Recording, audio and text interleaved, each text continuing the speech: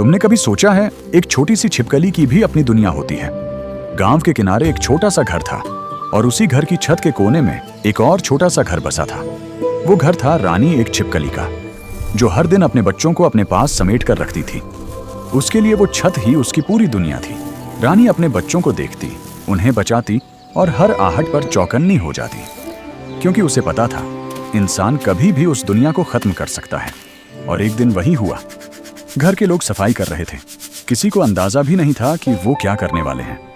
तभी किसी की नजर छत के उस कोने पर पड़ी और बिना सोचे समझे उसने डंडा उठा लिया। पहला वार हुआ और उसका छोटा सा घर टूट कर बिखर गया। दूसरा वार हुआ और उसके छोटे छोटे बच्चे हमेशा के लिए शांत हो गए। उस पल एक माँ की दुनिया उसके सामने खत्म हो गई। वो भागी नहीं, वो चिल्लाई भी नहीं, वो बस देखती रह गई। लेकिन उस दिन सिर्फ उसका घर नहीं टूटा था, उस दिन उसके अंदर कुछ बदल गया था। और उसी पल एक ऐसा सन्नाटा जन्म ले चुका था जो इस घर को अब कभी चैन से नहीं रहने देगा।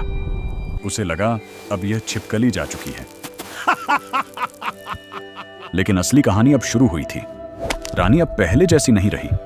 वो भागती नहीं थी, छिपती भी नहीं थी।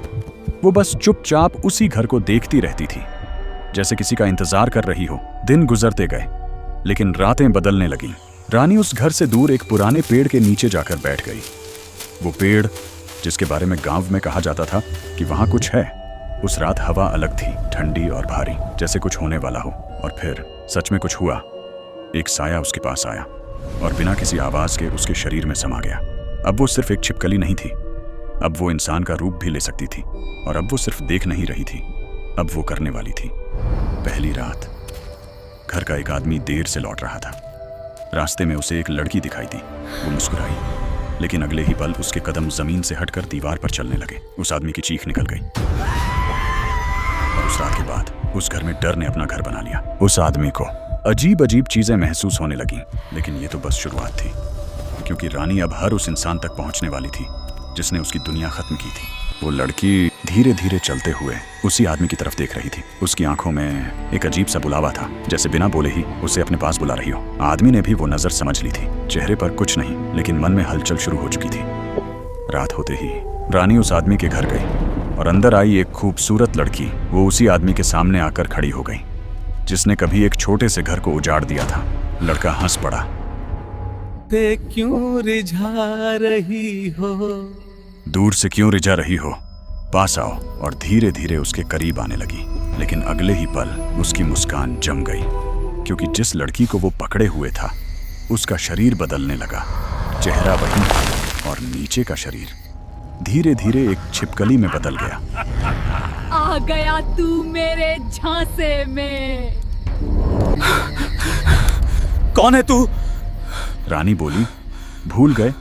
तुमने ही तो मेरा परिवार उजाड़ा था। तूने मेरा घर तोड़ा, तूने मेरे बच्चों को मारा, तूने मेरी जिंदगी खत्म कर दी।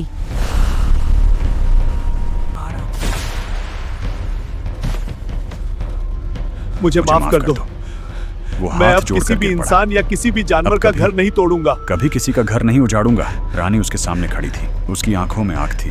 लेकिन तभी अचानक रानी की आंखों के सामने उसके छोटे छोटे बच्चे आ गए। वो मासूम चेहरे जो अब इस दुनिया में नहीं थे।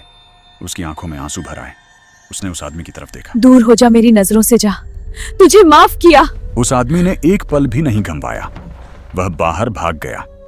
लेकिन उस दिन के बाद उस गांव में हर कोई जानवरों के परिवार का ध्यान रखने लगा। अब रानी गांव में हर उस परिवार का ध्यान रखती है जो दर्द उसे मिला। वह दर्द किसी और के परिवार को ना झेलना पड़े। ऐसे ही दिलचस्प कहानी के लिए लाइक सब्सक्राइब जरूर करें।